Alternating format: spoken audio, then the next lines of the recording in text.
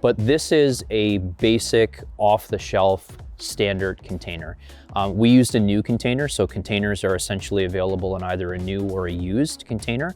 I think that the majority of people is certainly involved in a project like this will go with a new container. It does make it easier with respect to the work that's happening because you don't have to factor in certain bends or dents that might be in the side of a used container. So a new container certainly is advised, but there's nothing special about this particular container. The doors on the end, everything is kind of stock. And as far as what happens in terms of the modification process, there's basically an opening that's cut based on the size that's required. The top piece of steel here and along the side, so this is all part of the reinforcing process essentially from where the raw edge was. And then the window is installed, and then the window company typically is responsible for finishing this so that it's a sealed, watertight environment.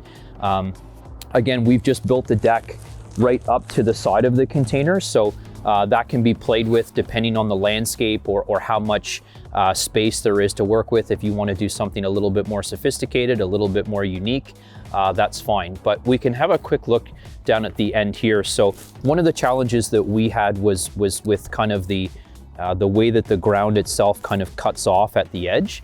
So this is quite a high elevated area. Again, just watch your step coming down there. But this just gives you kind of a bit of an example of what the size of the concrete base is that the container is sitting on. So it's pretty substantial. But again, the most important thing is that it needed to be flat and level in order to accommodate the container itself. So by putting a deck off of the front, it was able to hide that concrete base, so you can't even know that it's there. There's definitely a lot of things that we've learned through the process. I think there's we may have chosen to do things a little bit differently, but that's sort of part of the fun of it, is you don't really get to know what you may want to see done differently until kind of you get maybe a little bit too late in the process. But yeah, no, we're very, very happy with the way that it's turned out. This is a custom color. Normally the containers come in a variety of colors. This is something that is a special color that we use at Spaces for all of our reconditioned containers. So nothing, super special about it. It's a special blend of paint that we use specifically for containers. So Spaces Gray is the color of that.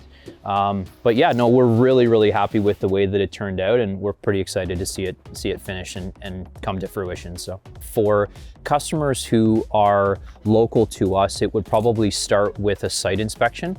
So we can come out to the location where the customer is thinking of putting the container, look at the property, see what space there is to work with, identify any challenges that might exist with respect to accessibility, which I think is going to be one of the bigger challenges for most people. So start with a site inspection, identify whether it's going to be a 10-foot, 20-foot, or 40-foot container, and then begin to talk about kind of what the application is that the container is going to be used for. Is it a basic container that's going to replicate a plastic shed where you're going to store a snowblower, lawnmower, etc., and be used more specifically for storage purposes? Or is it going to be something that is a hangout or a livable space that's going to require framing? Is it going to require electrical? Is it going to require insulation? All of these things are relevant to the conversation. And ultimately then our team would communicate with the customer, try to do some type of a layout, at least from an exterior standpoint, to show where doors are going to go, where windows are going to go. And then after that, probably move inside.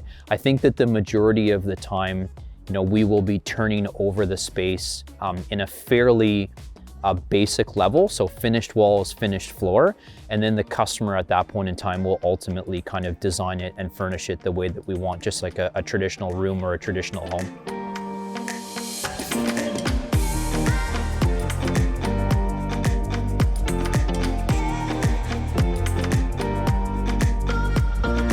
It was a very, very simple and straightforward process. I would say maybe 30 to 40 minutes tops. So there's a process obviously in getting the crane set up in order to do the lift, but the actual lift itself was very, very simple and straightforward. So, you know, those types of trades work with much more complex environments than what this is. This was a pretty, I mean, at the end of the day, it's just a big box. So it was pretty simple and straightforward. So I'll just open both doors so you can get a little bit better feel for kind of the space to work with. So when the backyard was under construction, we had a large conduit that basically an underground wire that ran from the home underground and then up in behind. So you can see where it's kind of mounted at the rear of the container. We were lucky that basically in behind the container, there was nothing. So we're kind of hiding a lot of the wiring and anything that just sort of maybe doesn't look as nice. We're able to kind of hide it in behind, which is great. But again, really simple. This is basically just going to be a kind of, you know, junk sort of area for storage of pool toys, pool cleaners, filters, the heating unit, the filter, everything's kind of in here. Everything will operate off of this kind of main electrical panel. So again, we're going to be installing some shelving and some things to kind of clean this up, but just because of the fact that we are under construction and it's the end of the season, we've kind of just thrown everything in here. So, but yeah, I mean, you can play with this distance as much or as little as you want. So there wasn't anything specific in terms of us choosing this space to be the measurement that it is. It was really just kind of looking at the other side, to identify how much space we wanted to work with back there and then seeing what we had left over. So yeah, again, very, very simple, durable hardwood flooring. So if, you know, toys and kids are coming in and out of here to grab things, there's nothing really that can be hurt here. And then at the end of the day, when we're finished, we just lock it up.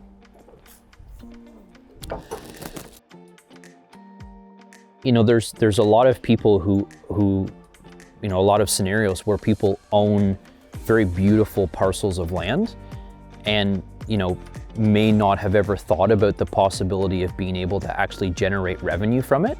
And although in this particular instance, we do not have plumbing to this, that's the one thing that we chose not to do. It was a much more complicated process to try to get plumbing back here.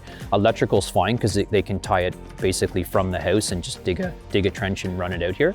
So plumbing, in this particular instance, there is no plumbing.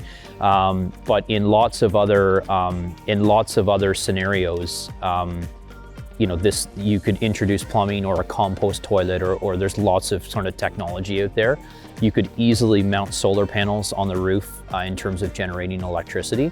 There's not a lot of electricity that it's going to need anyways. So yeah, I mean, there's really, you know, such a wide ranging, you know, such a wide range of what you can do, how you can use it, the applications that it can, you know, conceivably be utilized in. So yeah, it's very cool. Yeah, we're really excited about it.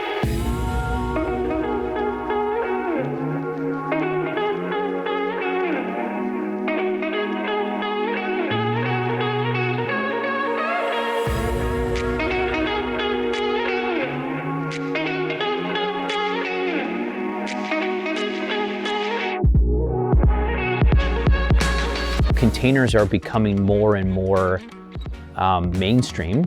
You know, people are kind of seeing them more and more. The market is growing for them, and they're cool. Like they just are interesting, way more interesting than anything you could build, because it's like, oh, another backyard bar, oh, another backyard like tiki hut or something ridiculous, you know.